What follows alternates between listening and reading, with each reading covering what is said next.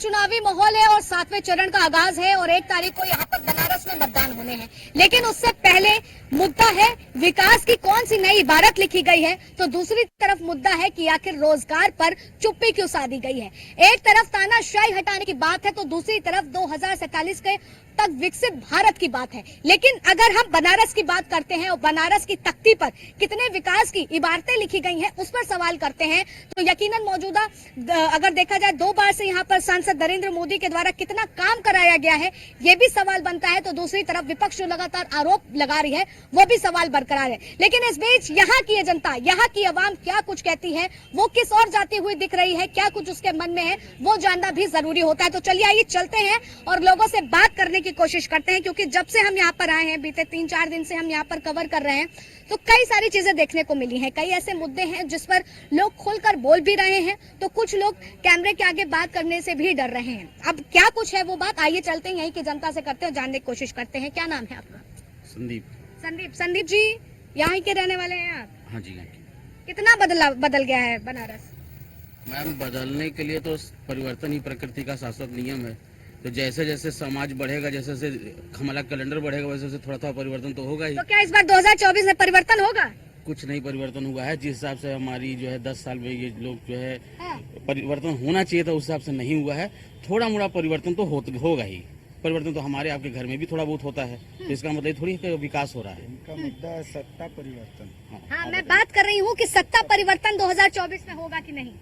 2024 में सत्ता परिवर्तन पूरी तरह से उम्मीद नहीं की जा सकती है, लेकिन ये है कि फाइट बहुत अच्छी है, मुकाबला टक्कर। लेकिन बीजेपी वाले तो कह रहे हैं एक तरफा है। एक तरफा नहीं है, बहुत जगह मुकाबले हैं। हाँ। अच्छे खासे मुकाबले हैं, लेकिन ये है कि सत्ता परिवर्तन मुश्किल है। इवन मैं बनारस की बात करूं तो भी यहाँ जीत का अंतर कम होगा यहाँ का जीत का अंतर। यहीं के रहने वाले हैं? जी हाँ, बिल्कुल। क्या नाम है आपका? राजदीप रघुवंशी। अच्छा, तो रघुवंशी जी हैं। रघुवंशी जी, कैसे देख पा रहे हैं इस बार चुनावी माहौल? देख पा रहे हैं कि जैसा पहले से काफी बेटर है और आने वाला जो अभी सत्ता चल रहा है वही सत्ता आगे भी देखने की उम्मीद रखते हैं हम लोग। यही सत्ता क्यों चाहिए? सत्ता चाहिए क्योंकि जैसे आप अभी इतना स्वतंत्र यहाँ खड़ी हैं, पहले सरकार में इतना स्वतंत्र आप नहीं खड़ी हो पा सकती थी। क्यों पहले मीडिया नहीं होता था? क्यों मीडिया होता रहा खड़ा, लेकिन जैसे मीडिया पहले सवाल नहीं करता इतनी था। महिला सेफ नहीं हाँ। होती थी ना, जैसे खड़े होकर इतने आराम से बात कर रही हैं, कुछ भी कर रही हैं, कोई कमेंट पास कर रहा नहीं कर रहा, शांति से सब बैठे हुए हैं। हाँ, तो मतलब कि उन 70 सालों के बाद 2014 में ही सभ्यता आई है। इतनी पावरफुल सरकार जब होती है वो तो उनको सहारा या गठबंधन की जरूरत पड़ती, बताइए आप। गठबंधन क्यों कर रहे हैं वो लोग? गठबंधन की भी एक तरह से देखा जाए तो वो कमजोरी बता रहा है वो विपक्ष। कमजोरी है उनकी, तो ही कर रहे हैं वो लोग। देखिए, विपक्ष की कमजोरी बता रहे हैं, गठबंधन कर लिए हैं। भाजपा भी तो 39 पार्टियों के साथ चल रही है। हाँ, वो बताइए, गठबंधन तो कह रहे हैं एनडीए भी तो बना ना 39 पार्टियों से। अगर इतने ही ताकतवर थे तो ये सुहेल देव वाले पार्टी से क्यों किए, राजभर वाले पार्टी से क्यों किए? महिला सुरक्षा की बात करें, अभी कौन प्रोज्वल रेवन्ना था जो वहाँ का, उनके लिए मोदी जी वोट मांग रहे, जो सबसे बड़ा बलात्कारी 1000 वीडियो का 1000 से ज्यादा वीडियो थे। तो ये किस महिला सुरक्षा की बात कर रहे हैं? बताइए किस महिला सुरक्षा? खबर तो सुने होंगे प्रज्वल रेवन्ना की, काफी ज्यादा विवादों में तो घिरे हुए हैं। ऐसे तो बहुत सारे हैं। तो आप बात करेंगे केजरीवाल जी अपनी ही पार्टी की सांसद के लिए कुछ ना बोल रहे, तब आप क्या बोलेंगी? अखिलेश यादव कहते हैं कि उनसे भी बड़े भारी मुद्दे हैं इस देश में, तो क्या बोलेंगे आप? स्वाति मालीवाल का भी मुद्दा ये उठा रहे हैं, तब क्यों चुप हो जाता है? जब विपक्ष को लेकर के बात होती है तो केजरीवाल को लेकर के मुद्दा बनता है। तो कुलदीप सेंगर भूल जाते हैं आप लोग को? कुलदीप सेंगर भी तो होंगे कहीं, पहुंच गए आप? क्यों नहीं पहुंचा जाए भाई? उन्हीं के आदमी कुलदीप सेंगर को भी तो याद कीजिए। उन्होंने सोचिए उस लड़की के बलात्कार, उसके पिताजी को, उसके वकील साहब को एक्सीडेंट में करके मार दिया गया। क्या उस पर कोई कार्रवाई? देखा जाए कि 2014 के बाद से जो ये लगातार बात कही जा रही है कि अपराध कम हो गया है, तो क्या अपराध में रोक लगे है? नहीं, अपराध में एकदम रोक नहीं लगी है। अगर आप स्टैटिस्टिक्स देखें, डेटा देखें, तो अपराध बढ़े ही हैं, अपराध कहीं से घटे नहीं है। लेकिन यूपी तो पूरी तरीके से दुरुस्त मानी जाती है। आज का अखबार खोल के देख लेंगे तो कहीं न कहीं मर्डर हत्या हुआ ही है। बताइए, जवाब दीजिए। आज का अखबार अब ये बताइए पहले से रेट कम हुआ कि नहीं हुआ है? आप कचहरी चले जाइए कभी इंटरव्यू लेने के लिए, वहाँ की वकील यही बोलेंगे केसेस पेंडिंग पहले की छोड़ दीजिए, वहाँ और केसेस कम हो चुके हैं वहाँ पे। कम हुआ है? क्या लग रहा है, कम हुआ है केसेस? कम तो हुआ ही है ना। अब एक किसी भी सरकार किसी की भी रहे, ठीक है, लेकिन पूरा 100% तो बंद हो नहीं सकता है कुछ भी। कुछ खामियां और कुछ ना खामियां रहेंगी, अब ये कुछ कहने का नेगेटिव मतलब। जैसे होता है ना कि जो नेगेटिव आप कुछ देखते हो उनको नेगेटिव ही दिखता है, उनको अच्छा, पॉजिटिव लेकिन कभी जब दिखता विपक्ष नहीं इस है। बार खेल रहा है मुद्दों पर, विपक्ष का मुद्दा सीधे उसने युवाओं को टारगेट किया है और युवाओं के लिए कहा है कि इन 10 सालों में इस सरकार ने कोई काम नहीं किया। नहीं, जैसे बोलते हैं कि नौकरी नहीं मिली है, जितना मोदी जी बोले थे, ठीक है, हाँ। बोले थे कि नौकरी नहीं मिल रही है। अगर आपके में कैपेबिलिटी रहेगी तो आप, जरूरी नहीं कि सरकारी नौकरी सिर्फ नौकरी होती है, प्राइवेट नौकरी भी तो मिल रही है, वो भी आप कर सकती हैं। लेकिन जिसको नहीं मिल रही है तो वो लोग बोल रहे हैं कि नौकरी नहीं दे रहे हैं। हम मोदी आके सबको घर घर नौकरी देंगे, वो तो देंगे क्या नहीं। कहेंगे, मोदी आई आके देंगे कह रहे हैं। मोदी जी कैसे देंगे नौकरी सबको घर पर आके? अब विपक्ष कहेगा कि आत्मनिर्भर बना रहे हैं तो नौकरी नहीं दे सकते। अरे मोदी दे नौकरी, वो दे तो रहे हैं, लेकिन आपके कैपेबिलिटी होगी तो सिर्फ काबिलियत होनी चाहिए, नौकरी पाने के लिए काबिलियत होनी काबिल चाहिए। होनी चाहिए। बताइए, नौकरी पाने के लिए काबिलियत होनी चाहिए। जी ये बताइए मैडम, अमूल का प्लांट लगा है हमारे यहाँ बनारस में, हाँ। गुजरात के ही उनके मालिक हैं। हाँ। क्या बनारस के युवा सारे बेकाबिलियत है? employee गुजरात सारे वहाँ पे कोई बनारस का एम्प्लॉय उसमें है नहीं, सब बाहरी हैं। चलिए ठीक है, हम यही बनारस के मुद्दे पर आते हैं और बनारस के 10 सालों की बात करते हैं। क्या लग रहा है 10 साल में कितनी बदल गई बनारस? पहले से काफ़ी बदली है बनारस। सफाई के मामले में भी थोड़ा स्वच्छता है हाँ। और रूल रेगुलेशन भी थोड़े ठीक दिख रहे हैं पहले से। बट उस हिसाब से जो नौकरियों की बात हो रही है यहाँ पे कि नौकरियाँ प्राइवेट आप योग्य नहीं है, जो लोग योग्य हैं, लेकिन हमें जो है साउथ की तरफ मुंह घुमाना पड़ता है क्योंकि यहाँ नॉर्थ इंडिया के पास जॉब्स नहीं है, कंपनियां नहीं है, रोजगार नहीं है। 1-2 प्लांट्स लगे हुए हैं, वहाँ भी देख लीजिए, अभी अमूल की बात हो तो रही थी। मतलब अगर बात की जाए तो नॉर्थ इंडिया की जब हम बात करते हैं, इधर यूपी साइड की अगर बात करते हैं तो यूपी वालों को रोजगार के लिए साउथ की तरफ मुंह करना पड़ता है। बिल्कुल, यूपी बिहार के आप 80% जनसंख्या को देखेंगे जो योग्य है, इन्होंने बीटेक बीएम एमबीए कर रखा है, सब बेंगलोर, हैदराबाद, पुणे, सारी जॉब्स वहीं क्रिएट हो रही हैं। आत्मनिर्भर स्कीम को किस तरीके से युवा देखता है? आत्मनिर्भर स्कीम को अच्छे तरीके देखता है, जैसे कि काफ़ी चीज़ें हैं, स्किल्स इंप्रूव कर रहे हैं लोग, अपने फ़ायदा ले रहे हैं उस चीज़ों का। छोटे छोटे बुनकर्स भी हैं इसमें, मिनिमम लेवल पे इनको फ़ायदा हो रहा है, जो बुनकरों को फ़ायदा हो रहा है। बुनकरों को फायदा हो रहा है, मतलब अगर विकास के लिहाज से देखें तो बुनकरों को यहाँ पर जो यहाँ का एक मशहूर पेशा है उसको जो है, हाँ, काफ़ी फ़ायदा हुआ है, बुनकरों को काफ़ी फ़ायदा हुआ है। हाँ। उनको अच्छे अच्छे स्कीम्स मिले हैं, लोन मिले हैं उनको, छोटे छोटे अपने प्लांट्स बैठाने का माइंड लेकिन देखिए जब धर्म की बात आती है, क्योंकि भारत में चुनाव हो और धर्म जाति पर खेल ना हो, तो क्या लगता है कि केवल एक ही पक्ष करता है या दोनों पक्ष से ये बातें खुल करके आती हैं? मैडम हमने तो कई इंटरव्यू देखे, सारी चीजें हैं, हिंदू मुस्लिम के राइट्स को लेके हिंदू मुस्लिम मुद्दे को सबसे ज्यादा उठाया जाता है। जनता इसको कैसे देख रही है, क्योंकि धरातल पर उसका असर कितना? मैम हमें तो नहीं लगता जनता में कोई फर्क पड़ने वाला। मैं भी खुद हिंदू हूँ, लेकिन मेरे बहुत से मुस्लिम दोस्त हैं, मैं सबके साथ उतना बैठना लेकिन खाना इस पीना- बार के चुनाव में अगर आप लोग नेताओं के भाषण सुनते हो तो देखा होगा कि मुस्लिम अल्पसंख्यक आरक्षण की बात यहाँ पर होती दिख रही है। क्या देख रहे हैं? ये सब कहावत है, ये सब होना नहीं चाहिए। जो बाबा साहब अम्बेडकर ने लिख के गए हैं उसी संविधान पे बात होनी चाहिए। उसमें लेकिन कोई विपक्ष तो ये आरोप लगा रहा है ना कि अगर दोबारा सत्ता में भाजपा आती है तो संविधान ही पलट जाएगा, लोकतंत्र को बचाना है इसलिए भाजपा को हटाइए। ये लोग कह रहे हैं कि भाजपा बदल देगी, हाँ, विपक्ष भी कह रहा है भाजपा संविधान बदल देगी। हाँ। अगर 400 प्लस हुआ तो ये बहुत सारे संशोधन करेंगे, ये सब होना नहीं है। हाँ, ये है कि धर्म पे ये चुनाव नहीं होना चाहिए। ठीक है। देखिए अगर भाजपा के मैनिफेस्टो की हम बात करते हैं तो उन्होंने जो भी अपना मैनिफेस्टो तैयार किया उसमें 1 नेशन 1 इलेक्शन से लेकर के कई सारी चीजें हैं, उसको युवा कैसे देख रहा है? कैसे देख रहे हैं इन सारी चीजों को? कहने का मतलब तो जैसे अगर अपोनेंट पार्टी है, ठीक है, लोग बोल रहे हैं कि पीएम चेंज हो जाना चाहिए, ठीक है, तो उसके कंपटीशन में कोई रहना भी तो चाहिए। आप किसी से पूछ लीजिए कि मतलब कौन रहेगा उसके कंपटीशन में, कोई नाम हमें बता दे, उसके बाद कौन बनेगा। लोग बोल रहे हैं वो गलत भी है, तो उसके कुछ आना भी तो अच्छा, चाहिए। मतलब विपक्ष ये सवाल कर रहा है कि जो 75 साल वाला जो भाजपा का एक स्कीम है, नियम है कि 75 साल के बाद रिटायर की तरफ लोग बढ़ेंगे। नहीं, मेरा कहने का मतलब ये है, जैसे राम मंदिर की बात हो, सब लोग करते हैं, ठीक है, तो राम मंदिर में जब जैसे राम मंदिर बना तो बहुत लोग को वहाँ भी तो जॉब, जैसे कुछ लोग बोल रहे हैं कि बहुत लोग का घर तोड़ के बनाया गया, ये करके वो करके बहुत लोग बिना बेघर हो गए हैं, ठीक है, तो वहाँ पे कितने लोग को नौकरी मिली है, लोग ये नहीं देख रहे हैं। लोग बोल रहे हैं कि सिर्फ बेघर हो गए हैं लोग, घर तोड़ के, जिसका घर तोड़ा गया उसको मुआवजा भी तो दिया गया है। बताइए, मुआवजे की बात कर रहे हैं कि अगर घर टूटा है तो मुआवजा भी मिला है। मुआवजा क्या पैमाने से सही मिला है? कितना वहाँ के लोगों से जानना जरूरी है, जाके जिसको जानना है वहाँ जाके देखे कि वहाँ हम गए थे, ठीक है, तो वहाँ पे मतलब जो लोकल रहते हैं कमाने खाने के लिए, पेट काटने के लिए, मतलब कुछ तो चाहिए उन लोग को। कोई कमी नहीं है। कोई कमी नहीं है, वो लोग बोल रहे हैं। अच्छा ये बताइए, आपका अगर मकान वहाँ रहता, आप उस मकान से दूर हमें से सवाल करने लगे, हम आपसे सवाल करने आए, आप हम ही से मतलब शुरू हो गए, आप ही बता दीजिए। क्या ये आप लोकतंत्र का हिस्सा नहीं है? आप बाहर के हैं, आप वोट नहीं देने नहीं जाएंगे? लोकतंत्र के चौथे स्तंभ कहे जाते हैं, तभी आपसे आके सवाल कर क्या रहे हैं। वोट नहीं देंगे आप? वोट नहीं तो हम लोग देंगे? दे आए। आप चलिए मान लीजिए मेरा ही मकान है, भाई का मकान है, तो अब ठीक आप है। आए हैं, सही बात हम है। लोग हाँ। वहाँ पे कुछ न कुछ अपना मान लीजिए राम मंदिर है, तो वहाँ पे हम लोग का कुछ रोजी रोटी चल जाता, रोजगार हो जाता था। लेकिन वो मकान अब तोड़ दिया गया बुलडोजर से, तो हम क्या दूसरे जगह जाके हम वहाँ अपना रोजी रोटी चला जब तोड़ा पाएंगे? गया, जैसे अगर आपकी जमीन की कीमत 1 लाख है, 3 गुना 4 गुना मुआवजा मिलता है, तो आप कहीं नहीं लाके ले लेंगे वहाँ से मकान? क्या ले लेंगे वहाँ? तो क्या वहाँ चलेगा दुकान हमारा? आ रही हूँ, आपके पास आ रही हूँ। एक बात मैं जोड़ना चाहूँगा, मेरा पर्सनल एक्सपीरियंस। हमारे एक मित्र हैं, पिताजी के मित्र हैं, महेंद्र पांडे, उनके यहाँ विश्वनाथ कॉरिडोर में उनके घर तोड़ा गया।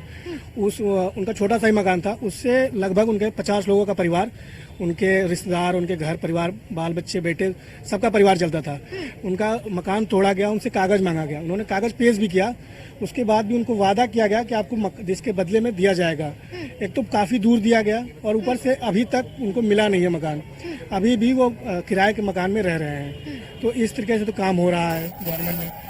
स्थितियां जो है, जिस तरीके से बात हो रही थी, दावे हो रहे थे, वादे हो रहे थे, उस तरीके से धरातल पर कुछ नहीं दिखा है। आपका कहने का मतलब ये? जी बिल्कुल, जो है बस वादे किए गए हैं, लेकिन वो चीजें फुलफिल नहीं की गई हैं। वादे हजार थे, लेकिन हाँ, दिखा कुछ नहीं है। दिखा कुछ नहीं है।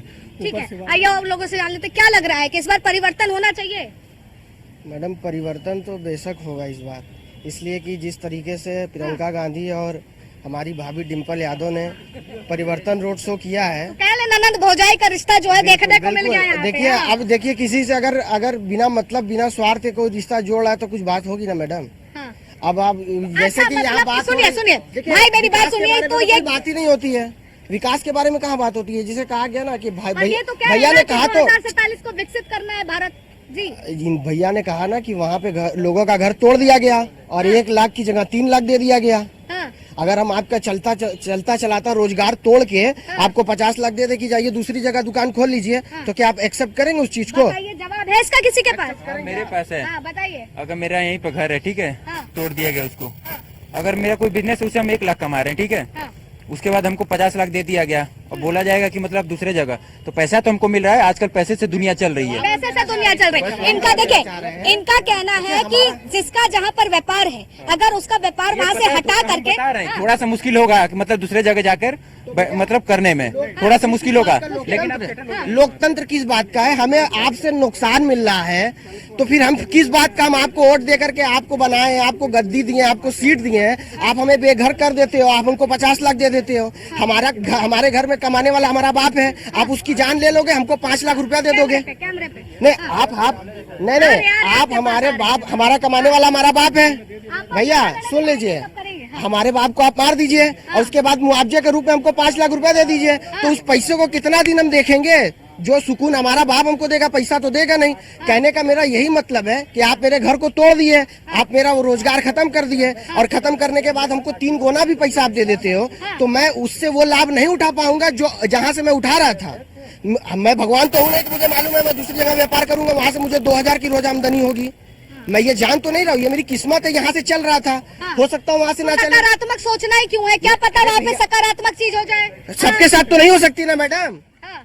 आप इस बात का गारंटी, एक बार में पैसा मत दीजिए किसी को, आप वही उसी जगह रोजगार दे दीजिए। रोजगार चाहिए, हाँ, मतलब बिल्कुल कि जो रोजगार हमको ये चाहिए। मुआवजे की जो बात कर रहे हैं, आप कह रहे हैं कि नहीं मुआवजे दीजिए की मुआवजा। जगह हाँ, जो हमको उसका रोजगार दे दीजिए, रोजगार दे दीजिए। बिल्कुल रोजगार दीजिए, उससे हमारा लाभ होगा। आप हमको 20 लाख 50 लाख देके क्या करेंगे? उसको देख के सुकून, तो वही बात है ना कि 20 लाख को डबल करना है तो शीशे के पास रख दो। अब रोजगार का मुद्दा हो ही गया है, तो क्या लग रहा है, कितने सहमत है उनकी बात से? आप कितना सहमत है? नहीं, रोजगार जरूरी है। युवाओं में कुंठा बढ़ा है, एजुकेशन के रिस्पेक्ट से उनको नौकरियां नहीं मिल रही हैं। जितने पढ़े लिखे लोग हैं वो थोड़ा हतोत्साहित है। क्या लग रहा है? रोजगार एक मुद्दा तो है, लेकिन रोजगार की डिफिनीशन क्या है ये शायद किसी को नहीं पता। क्या होनी चाहिए असल मायने पे रोजगार की यहाँ डिफिनेशन? रोजगार की डिफिनीशन सिर्फ एक है, सरकारी नौकरी। अच्छा, ऐसा नहीं है। क्या रोजगार की डिफिनेशन केवल एक है, सरकारी नौकरी? क्या रोजगार की डिफिनीशन पकौड़ा तलना, पकौड़ा बेचना भी है। ऐसा कुछ नहीं है। प्राइवेट सेक्टर में भी आप जाइए, बैंगलोर, दिल्ली, चेन्नई, आप देख लीजिए, वहाँ भी प्राइवेट में भी अच्छे खासे लोग पढ़े हैं पैसा कमाने वाले। जरूरी थोड़ी है गवर्नमेंट पर सीट नहीं है वो कहाँ से आपको एक्स्ट्रा देगी।